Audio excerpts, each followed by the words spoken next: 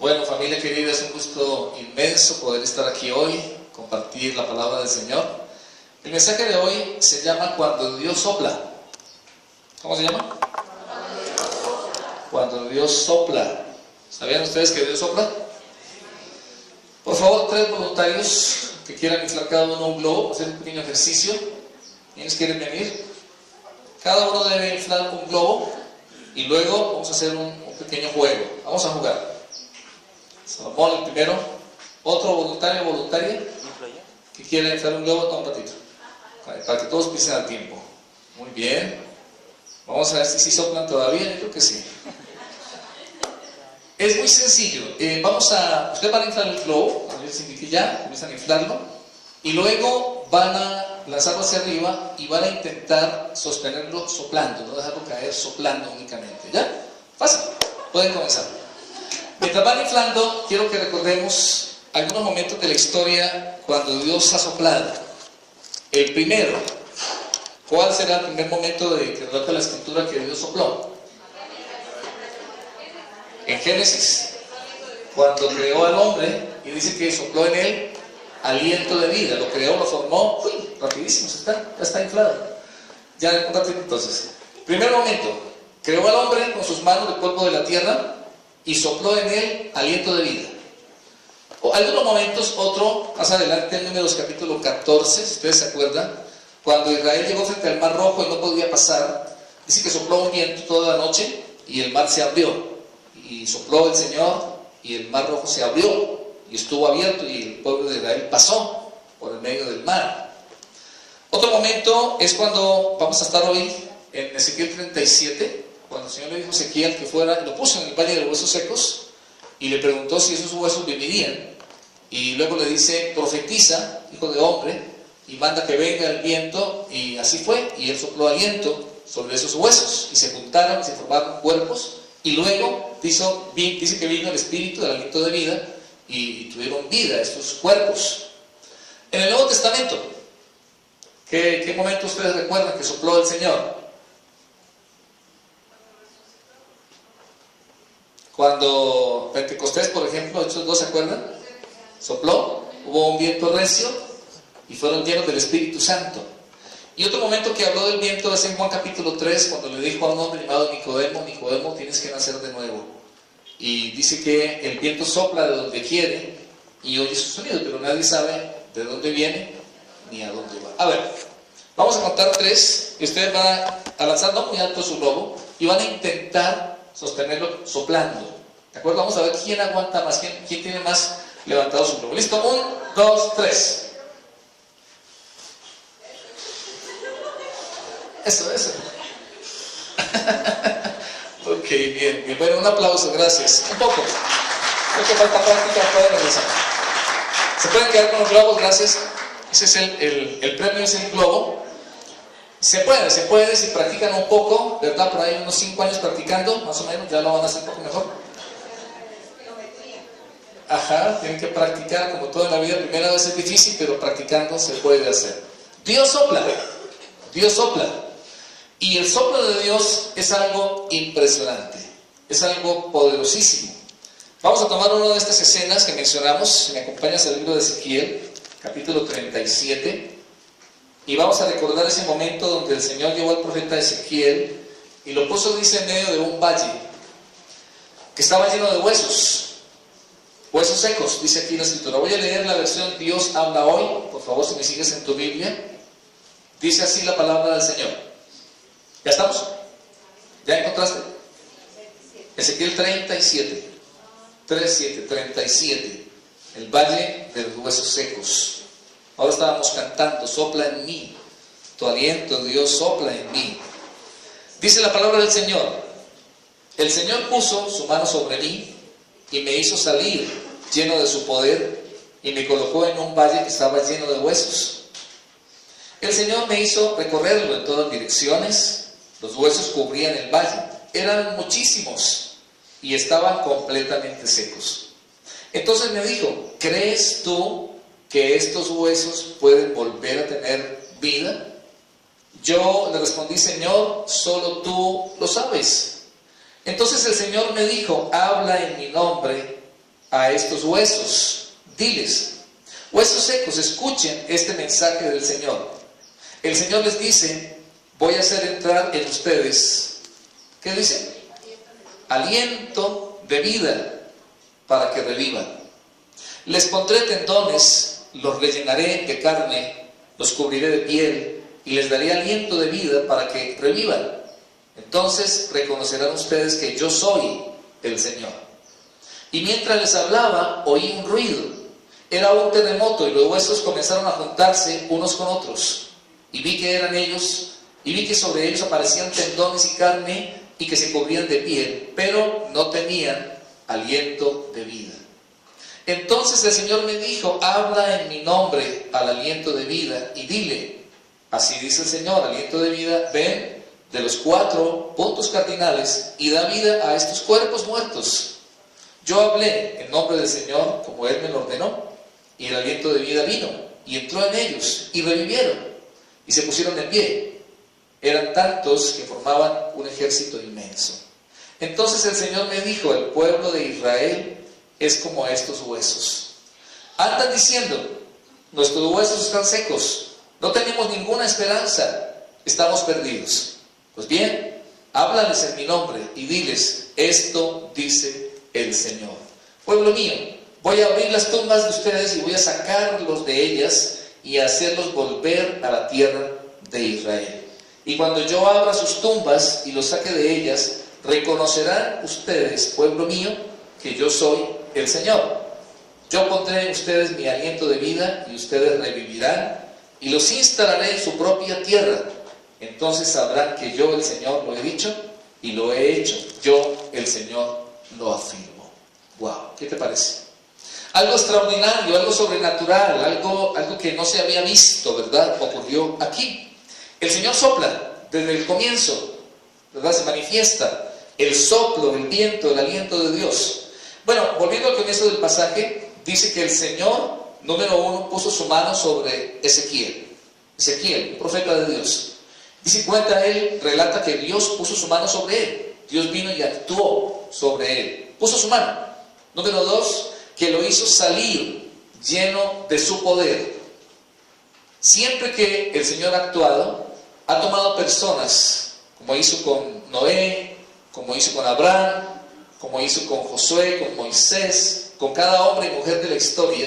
Siempre que él ha tenido planes y propósitos, ha actuado a través de su Espíritu y ha soplado el Espíritu Santo y siempre ha involucrado personas, seres humanos, para el cumplimiento de sus planes. Ha puesto su mano sobre nosotros y nos ha capacitado y nos ha hecho salir. Abraham le dijo, sal de tu casa, de tu parentela, sal de donde estás. Tuvieron que salir, Moisés tuvo que salir, cada uno de ellos, Nehemías tuvo que salir, dejar el lugar, dejar la ubicación, la condición donde se encontraban, tal vez la zona de confort, para poder ir donde Dios quería que fueran y poder hacer lo que Él quería que hicieran. Eso hizo aquí también con Ezequiel. Tercero, me colocó en un valle que estaba lleno de huesos. Siempre también Dios ha tomado a cada persona que Él ha escogido para esos planes y propósitos y los ha puesto en el lugar correcto, en el momento, en el tiempo correcto. Moisés, por ejemplo, 40 años después de que salió de Egipto, Dios lo pone ahí. Y le dice, he visto la aflicción de mi pueblo, están en esclavitud, están en opresión. Nehemías le dijeron a Nehemías, Jerusalén está quemada, derribada de las murallas, quemada de las puertas. Y así el Señor Jesús mismo vino en el momento, en el tiempo perfecto, a traer salvación. Y Dios nos pone en un lugar de necesidad. ¿Escuchaste? Dios pone a las personas que Él llama, a las personas que Él elige, en un lugar de necesidad. Hay necesidad en la humanidad, hay necesidad en las naciones, hay necesidad en los pueblos, hay necesidad de salvación, de ayuda, de libertad, de sanidad. Hay demasiada necesidad, hay demasiado dolor, hay demasiada injusticia, hay demasiada opresión, hay demasiada esclavitud, hay muchísima necesidad. Y el Señor de los cielos no es ajeno a esa necesidad. A Él le importa, a Él le interesa, y por eso es que viene y pone su mano sobre personas y los capacita y los pone en esos lugares de necesidad para traer respuesta a esa necesidad. ¿Qué hizo con la reina Esther? ¿Te acuerdas? Una joven, una mujer preciosa. ¿Dónde le puso el Señor a la reina Esther? ¿En qué momento la puso? El imperio persa, ¿verdad? A través de una manera bastante insólita, un certamen de belleza. El Señor bastante creativo, el Señor, ¿verdad? Un certamen de belleza, las chicas más lindas de todo el reino, y Esther fue elegida, y la puso en medio del imperio persa, y no puede decir, ¿qué necesidad había en el imperio persa? En el palacio del rey de Persia, ¿qué necesidad había ahí? ¿Te acuerdas la historia? Cómo vino esa secuencia de sucesos, y el pueblo de Dios estaba a punto de ser exterminado. Había unos planes, porque hay planes. A veces no entendemos que así como Dios tiene planes, y a veces no nos interesa, no somos ajenos a los planes de Dios, asimismo las tinieblas también tienen planes, ¿verdad? Los enemigos de Dios también tienen planes, y había un plan para destruir a Israel. ¿Recuerdan cómo se llamaba el hombre malo? Naamán, ¿no? Naamán, un hombre poderoso. Y muchas veces gente poderosa se levanta. El enemigo, el reino de las tinieblas, se levanta con planes de destrucción. Estamos ayer escuchando que una pareja de siervos de Dios, Sinal es el apellido de ellos, pastores argentinos, autores de muchos libros preciosos, un ministerio hermosísimo que se enfoca hacia el tema de la niñez, de la juventud, de la vida matrimonial, en temas como la sexualidad. Han hecho un trabajo precioso. Ustedes aquí hemos mencionado mucho, por ejemplo, el programa Cuentos que no son cuentos. Ellos son autores de ese programa. Y en Jama hemos trabajado allá con ese programa hermoso, con los niños en las escuelas, y aquí mismo en muchos lugares y en muchos países. Esta parejita de pastores están ahora denunciados por eso, porque toda la corriente LGBTI están en contra, se sienten agredidos, la gente que es homosexual o lesbiana o qué sé yo, se sienten amenazados, atacados, y están denunciados por esto. ¿En qué va a pasar? No sabemos, porque ahora resulta que a lo bueno se le llama malo y a lo malo se le llama bueno. Entonces, hay planes de destrucción en contra de naciones, en contra de familias, en contra de personas. Hay planes, y planes terribles, y muchos de ellos poderosos planes. Pero el Señor se levanta en medio de todo eso y levanta a las personas, ¿verdad? Dios se levanta en el tiempo perfecto y nos pone en medio de esos lugares de necesidad para ser instrumentos suyos. Bien, dice en quinto lugar que le preguntó al profeta, el Señor le hizo una pregunta en el versículo 3. Le dijo, ¿crees tú que estos huesos pueden volver a tener vida? ¡Wow! ¿Qué dirías tú si te preguntara a ti el Señor? ¿Qué le dirías? ¿Qué le diríamos al Señor?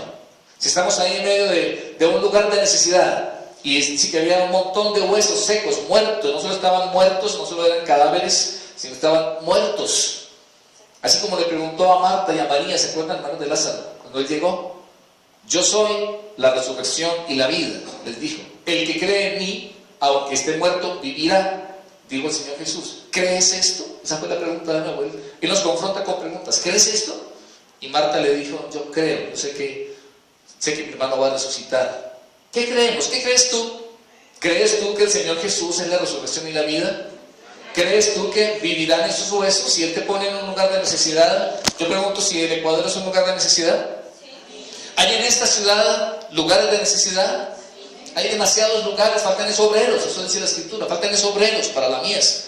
Hay muchos lugares de necesidad. ¿Dónde Dios te ha puesto? ¿O dónde Él quiere ponerte? En un lugar de necesidad para utilizarte. Y al ponernos ahí, la pregunta siempre es esta, dice, ¿crees tú que estos huesos pueden volver a tener vida? Él estaba preguntando acerca de algo imposible. No había cómo, no es posible que después de que un ser humano muere y están ahí sus huesos secos en gran manera, vuelvan a tener vida. Lo lógico, el proceso que sigue es que se descompone, se seca y con el tiempo desaparece, se pulveriza prácticamente. Así que lo razonable, lo entendible, lo lógico era todo lo contrario, decir, no, ya no hay cómo, ¿verdad? Marta le dijo y María le dijeron, Señor, cuando dijo, corran la piedra, le dijeron, Señor, y huele mal, porque ya lleva 4 días, ¿verdad? Pero el Señor vino a hacer lo imposible. Quiero que nos fijemos, en esta versión Dios habla hoy, hay un par de expresiones que se repiten una y otra vez. La primera expresión que se repite es que el Señor habló, le manda a Ezequiel que hable. Por primera vez aquí en la versión Dios habla hoy, el versículo 4 le dice, habla en mi nombre a estos huesos. Aparece otra vez la expresión en el versículo 7. Yo les hablé como Él me lo había ordenado. En el versículo 9, de nuevo, habla en mi nombre al aliento de vida. Y en el versículo 10, yo hablé en nombre del Señor como Él me lo había ordenado. Y en el versículo 12, háblales en mi nombre, esto dice el Señor. Repetidas veces esta declaración, repetidas veces.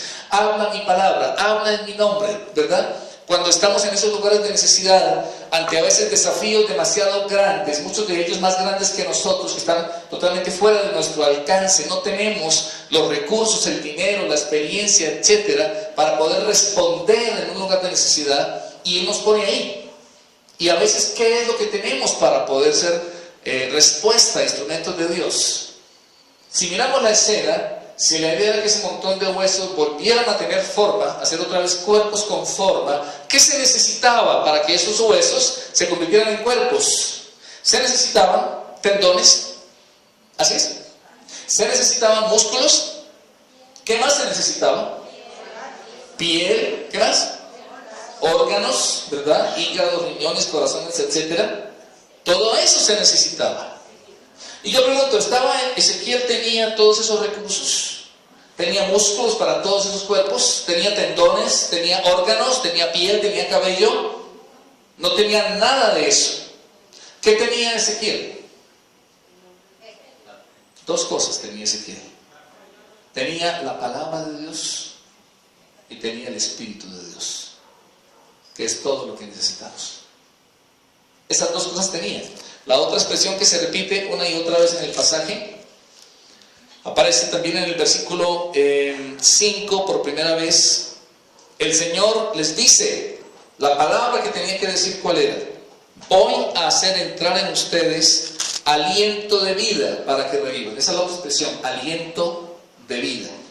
Vuelve a aparecer en el versículo 6 al final, les daré aliento de vida para que revivan. Una vez más al final del versículo 8, pero no tenían aliento de vida. En el versículo 9, habla en mi nombre al aliento de vida. Ven de los cuatro vientos, dice, otra vez aliento de vida. En el 10 yo hablé, y Él me ordenó, y el aliento de vida vino y entró en ellos. Y en el versículo 14, yo pondré en ustedes mi aliento de vida. 7 veces la expresión aliento de vida. Así que son las dos expresiones. Mi palabra, habla mi palabra, y la otra, el aliento de vida. ¿Qué es el aliento de vida? Es el Espíritu de Dios. Es el aliento que sopló sobre Adán y Eva y fueron seres vivientes. Es el viento que sopló en el mar muerto y lo abrió. Es el mismo viento que aquí dio vida a estos huesos. Es el mismo viento que descendió en Pentecostés. El mismo viento que viene sobre cada ser humano cuando nacemos de nuevo. Es el viento de Dios. Es el aliento del cielo, es el viento recio, es el Espíritu Santo. Era todo lo que tenía Ezequiel, la palabra de Dios y el aliento de vida. ¿Tienes tú eso? ¿Tenemos nosotros eso? ¿Tenemos al Espíritu Santo? ¿Tenemos la palabra de Dios? Es todo lo que necesitamos. No importa si es un mar que no es posible de cruzar.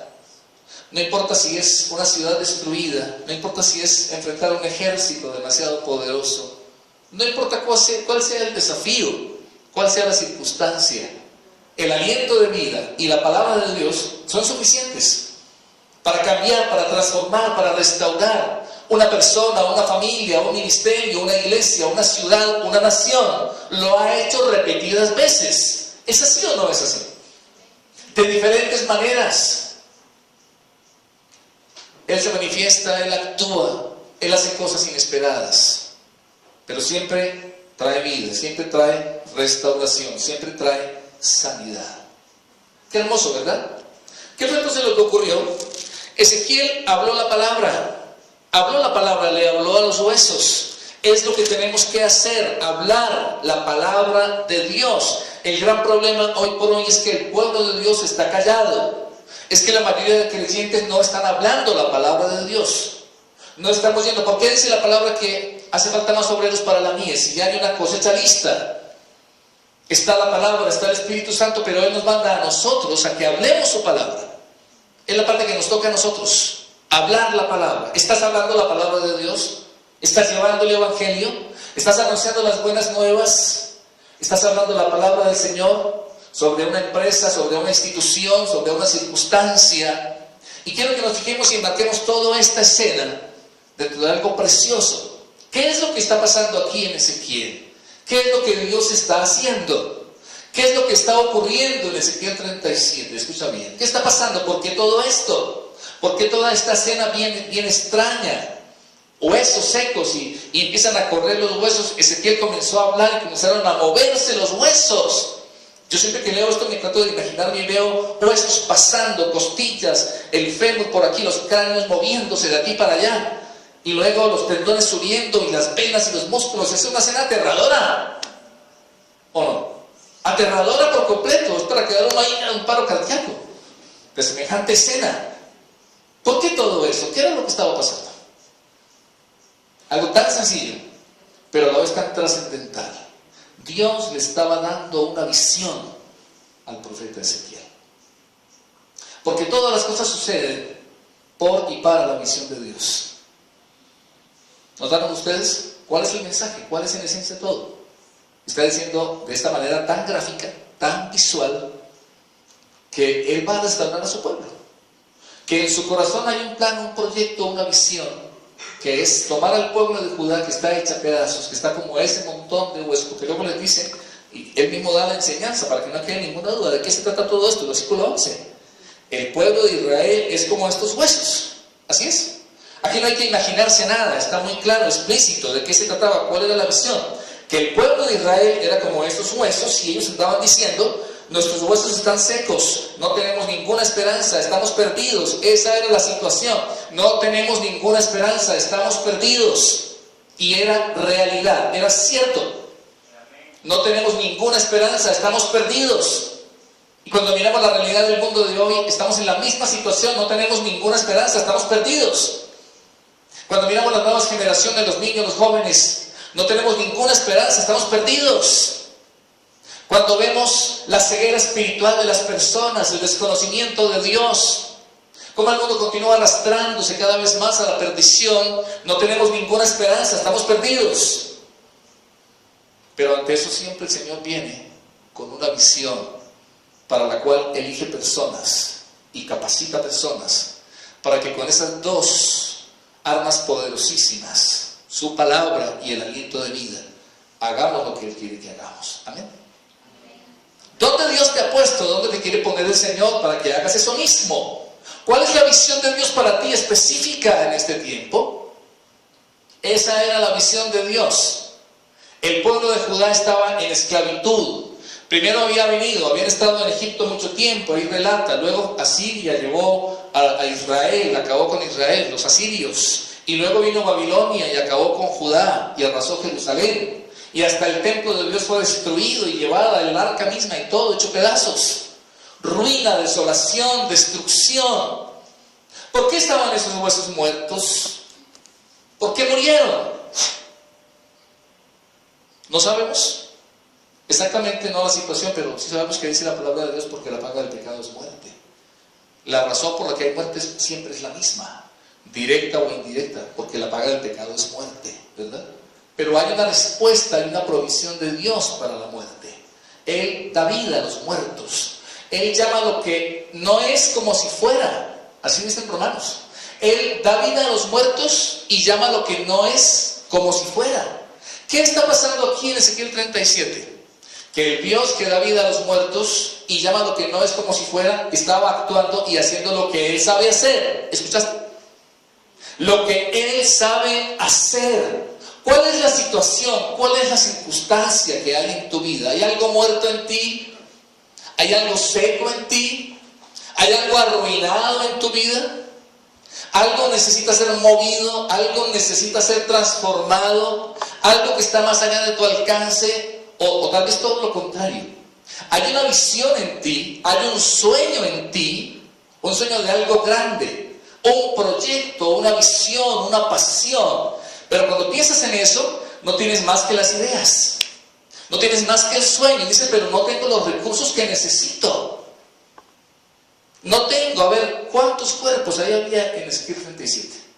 Dice que cuando se juntaron todos los cuerpos, se formó un ejército grande. ¿Cuántos serían? ¿Cuántos hombres? ¿Cuántos calculan ustedes? ¿Cientos? ¿Miles? ¿10,000? Cuando dice que había un ejército grande, muy grande, es porque había cientos de miles. Cientos de miles. ¿Cuántos metros, cuántos kilómetros de tendones se necesitan para ponerle a cientos de miles de cuerpos? ¿Cuántos músculos se necesitan para armar el cuerpo de miles, cientos de miles de hombres? ¿Cuántos riñones, cuántos hígados, cuántos corazones, cuántos pulmones, cuántos ojos, etcétera, se necesitan? ¿Cuántos tenía Ezequiel? ¿Cuántos músculos, cuántos pulmones, cuántos corazones, cuántos ojos tenía Ezequiel para ese montón de huesos? No los oigo, ¿cuántos tenía? Ni uno, ni uno. Tienes tú un proyecto en tu corazón, tienes tú un sueño en tu corazón, y cuando dices, ¿y los recursos? No tengo ni uno, nada. Normalmente Dios hace así las cosas. Dice que Él creó lo que se ve de lo que no se veía. Él es especialista en empezar en pequeño. El método de Dios casi siempre es ese, toma de lo pequeño y lo hace crecer, lo multiplica. ¿Cuántos panes había para que 5,000 comieran? ¿Cuántos peces había? 5, 2, ¿verdad? ¿Era eso algo representativo para más de 5,000 personas? Si había 5,000 hombres, ¿cuántas mujeres había? Más o menos. Si había 5,000 hombres, ¿cuántas mujeres había? Pongámosle mínimo el doble. O sea que había mucho ruido. Imagínense el ruido. Imagínense 10,000 mujeres hablando. Imagínense el ruido. Tenían 5 panes y 2 peces. ¿Qué representaba eso? A lo mejor lo que tú tienes este rato en dinero, en recursos, en conocimiento, en equipo, es simplemente insignificante para tu sueño, para tu proyecto, o para vencer el obstáculo que tú necesitas vencer. Y solo dan ganas más bien de rendirse, de retroceder, de sentarse y llorar. Mejor no hagamos nada, esto no tiene sentido, es imposible. Yo no puedo, yo no sé, no tengo el conocimiento, la experiencia, el dinero, los recursos. Pero si el Señor te pone en un lugar de necesidad para que hagas algo, tú solo necesitas 2 cosas: hablar su palabra y el aliento de vida. Aún su propia palabra eterna, si no es con el aliento de vida, no actúa. Siempre yo veo una palabra que han estado juntas, la palabra y el espíritu, la palabra y el espíritu siempre. Y eso tú necesitas, ¿verdad? Habla la palabra de Dios. Por más de 30 años mi esposa y yo hemos hablado la palabra de Dios en diferentes momentos, lugares, situaciones, personas. Y hemos visto muchas circunstancias imposibles ocurrir, desde la sanidad del cuerpo enfermo, la restauración de una familia hecha pedazos y muchas cosas más ocurrir. Cuando no había cómo, no había los recursos, porque Él nos ha puesto en un lugar de necesidad para que hagamos, para que desarrollemos una visión suya, un proyecto suyo. Y lo hemos visto. Esto mismo es un proyecto de Dios. Ustedes son un proyecto de Dios. Él nos trajo aquí, nos puso aquí en un valle y no había nada, pero estaba su espíritu y su palabra, ¿verdad?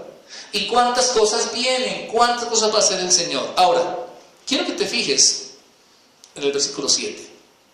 ¿Qué pasó cuando Ezequiel comenzó a hablar?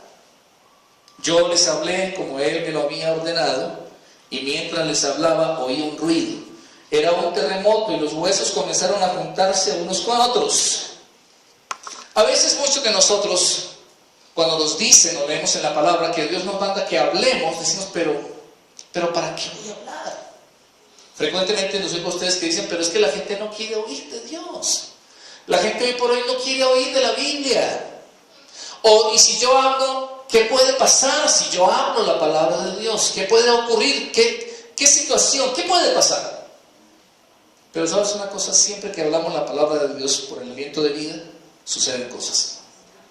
Cuando Ezequiel comenzó a hablar, comenzaron a moverse los huesos, comenzaron a juntarse los huesos y se formaron cuerpos y se levantó un ejército. Esto comenzó a ocurrir. Yo a ustedes les he contado, en el año 2004 estando en Colombia, en la ciudad de Santa Marta, en el Congreso de Cefot de todo Colombia, Dios habló, nos habló, estábamos orando, ninguno lo pensó ni lo planificó, estábamos orando y Dios comenzó en medio de la oración a hablar. Nos llevó a Hechos 1, versículo 8. ¿Recuerdas qué dice?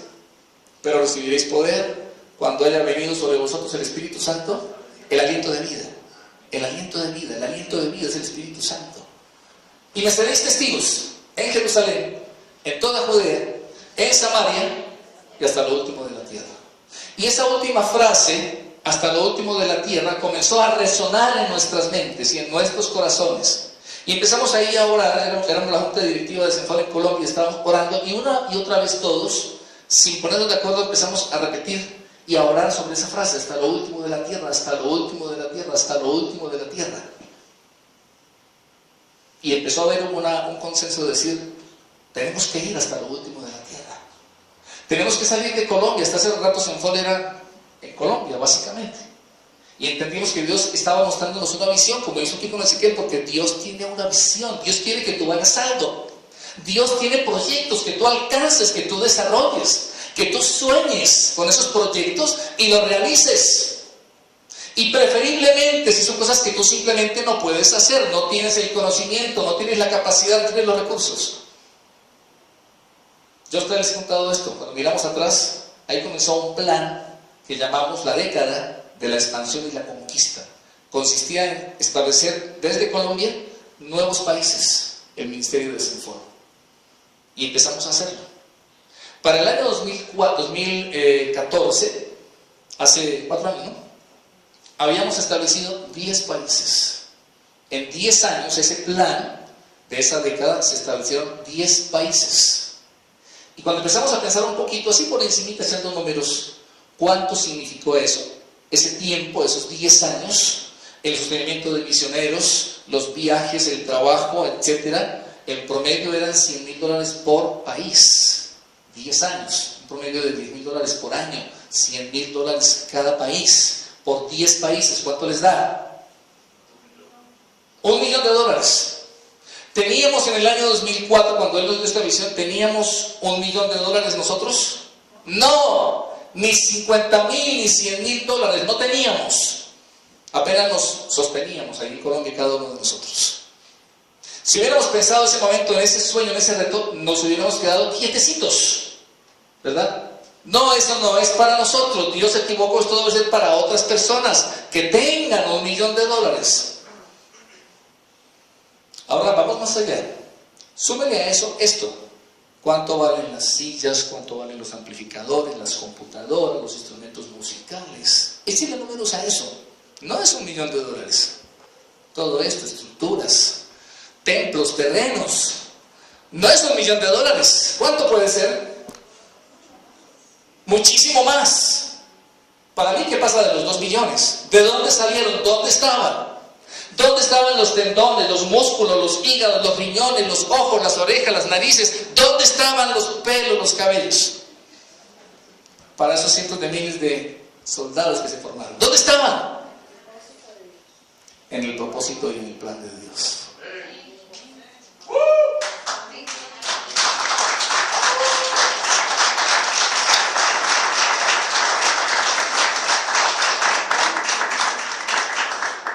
Yo no sé si tú tienes sueños, anhelos, planes, proyectos. Yo tengo muchos. Y me impacta y me estremece entender que si yo tengo planes de cosas grandes... A ver, levante la mano, ¿quién tiene sueños de cosas grandes que vas a hacer en la vida? Cosas grandes. En tu profesión, en tu trabajo, en tu empresa, cosas grandes. ¿Qué tan grandes?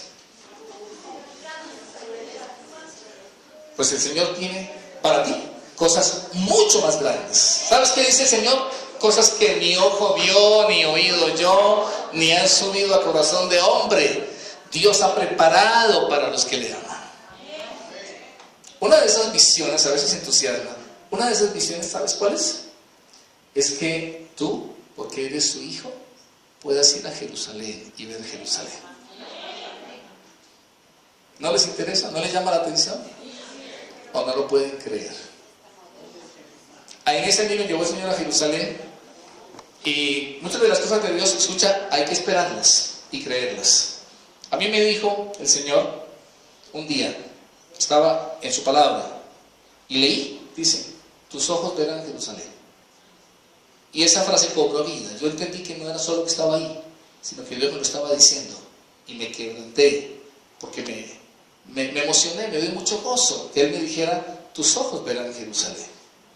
Y yo le creí y dije, ya Señor, yo voy a ir a Jerusalén. 10 años después me llevó. Cuando yo me paré frente a Jerusalén y vi la ciudad, así, me acordé de esa promesa hace 10 años. Y no podía parar de llorar de la emoción, recordando como Dios me dijo y me cumplió lo que me prometió. Me dijo, tus ojos verán Jerusalén. Este año, en el mes de noviembre, vamos a ir a Jerusalén. Y yo creo en algo que está en mi corazón. ¿Saben que los judíos tienen un lema? Ellos dicen, siempre, inclusive cuando se saludan o se despiden, la frase que dicen es, el año que viene en Jerusalén. Porque para ellos es sagrado ir una vez al año a Jerusalén. Y yo, ese es uno de mis sueños, que Él me lleve cada año a Jerusalén. ¿Es imposible? Para mí sí, pero no para el Señor. En Sephora hay gente en Colombia que va cada año. Y han ido 20, 25, 30 veces. ¿Y dónde están los recursos? ¿Y dónde está el dinero? ¿Y cómo se hace eso? ¿Cómo se forman los cuerpos? ¿Dónde están los tendones, los músculos y todo lo demás? Dios tiene visiones. Así que esta mañana vamos a entender, vamos a abrir el corazón y pensar, ¿dónde Dios nos ha puesto? ¿En un lugar de necesidad? Dios quiere que trabajes con niños necesitados. Tantos niños hoy por hoy muriendo de hambre. Tantos niños hoy por hoy siendo abusados, maltratados. Tal vez Dios quiere que tú hagas algo. Te quiere poner en un lugar para que seas parte de la solución. Te quiere poner frente o en medio de mujeres que necesitan ayuda, o de familias destrozadas para que seas un instrumento en sus manos. En un lugar donde hay injusticia para que se establezca la justicia, donde hay hambre para que lleves comida, donde hay ignorancia, analfabetismo para que lleves educación. ¿Dónde? ¿Qué? ¿Cómo? ¿Qué lugar de necesidad? Dios te quiere poner en un sitio para que hagas algo. Y cuando te ponga ahí, vas a mirar que no tiene los recursos para hacer eso que tiene que ser hecho. Pero tienes dos cosas. Tienes la palabra de Dios y tienes el aliento de vida que es el Espíritu Santo. Y Él va a hacer cosas sorprendentes contigo. ¿Lo puedes creer? Finalmente, la pregunta para ti, te la voy a repetir esta mañana, fue la que le hizo a Ezequiel. Varón o mujer, ¿crees tú que estos huesos pueden volver a vivir? ¿Crees tú que estos huesos pueden volver a vivir? Wow. Les mandamos por WhatsApp, no sé si lo pudieron ver, el video de un hombre que se llama David. ¿Lo miraron? Un pastor que nació con, ¿cómo se llama? Parálisis cerebral. Se lo vamos a mandar otra vez para que si no han visto lo puedan ver. Y él comienza en ese video a hablar con mucha dificultad, David en ese video. Y comienza a contar lo que pasó. Al momento de nacer hubo una situación, le faltó oxígeno al cerebro y nació con parálisis cerebral. Entonces él le cuesta mucho trabajo hablar y caminar. Y él creció cuando era un jovencito. Su mamá se murió, su mamá era todo para él. La mamá lo cuidaba, la mamá lo atendía, lo quería, era todo para él. Y se murió. Él nació en un hogar cristiano. Y cuando su mamá se enfermó, él comenzó a pedirle a Dios, sana a mi mamá, no te la lleves. Y oró por días y semanas y meses, no te lleves a mi mamá, sánala, pero su mamá se murió. Así que él dice que cuando él se murió, él se enojó con Dios, no quería saber nada de Dios, porque Dios no respondió su oración. ¿Por qué no me escuchaste? ¿Por qué te llevaste a mi mamá? Un par de años después, una hermana lo llevó a una iglesia. Y algo pasó ese día en esa iglesia. Él había estado, es más, él dice, yo asistí a la iglesia desde 9 meses antes de nacer. Porque de que mi mamá quedó embarazada, ella me llevaba a la iglesia. Así que toda la vida he ido a la iglesia. Y no entendía por qué Dios no respondió. Ese día que la hermana lo llevó a la iglesia, se reencontró con Dios. Y tiempo después, Dios un día le habló, así como Ezequiel. Ven que tengo un plan para ti, vas a ser predicador. Cuando usted lo oye hablar, yo le invito a que usted se meta en YouTube y busque, no me acuerdo el apellido, yo les paso, hay videos de él. Hay, ¿cómo se llama? Ring, David Ring. Genial, como anillo, David Ring. Gracias, Lina. Es impresionante, yo he visto algunas prédicas de él y es sensacional escucharlo. En primer lugar, te hace reír, es súper gracioso. Y él dice que cuando Dios le dijo esto, vas a ser predicador, le dijo, ¿qué? ¿Yo predicador? Si ni puedo hablar. No me van a entender, ¿cómo voy a predicar? Y cuando usted lo oye hablar realmente es difícil entenderle, no podía casi hablar. Y Dios le dijo, vas a ser predicador. Y comenzó a predicar. Y luego le dijo, y vas a ser evangelista, que es un ministerio con un énfasis en ir allá donde la gente no conoce de Cristo y predicarles y la gente te oye y entiende la palabra y cree. Yo evangelista. Pues hoy por hoy ese hombre es un predicador y un evangelista. Y ha estado en miles y miles y miles de iglesias. Cuando tú lo oyes y lo ves hablar dirías, a ver, yo no invitaría a un hombre así que predique en mi iglesia. No es un buen orador, no tiene habilidad para hablar, es bastante torpe para hablar, no le fluyen las palabras. Pero cuando él comienza a hablar, algo sucede, algo extraño sucede, algo especial sucede. ¿Qué sucede? Lo mismo que pasó con esos huesos secos, lo mismo. Algo sucede, ¿sabes qué sucede? Que el aliento de vida viene, el Espíritu de Dios, y empieza a hacer lo que nosotros no podemos hacer. Empieza a tocar vidas. Cuando uno lo ve hablar a él, yo vi un video de una iglesia bautista y la gente se ríe y llora y se ríe, y es impresionante cómo Dios toca a las personas. Porque es que no depende de mi capacidad ni de mi habilidad. Él toma mi capacidad, mi habilidad y los utiliza, pero Él va mucho más allá. ¿Puede hacerlo contigo? Chicos,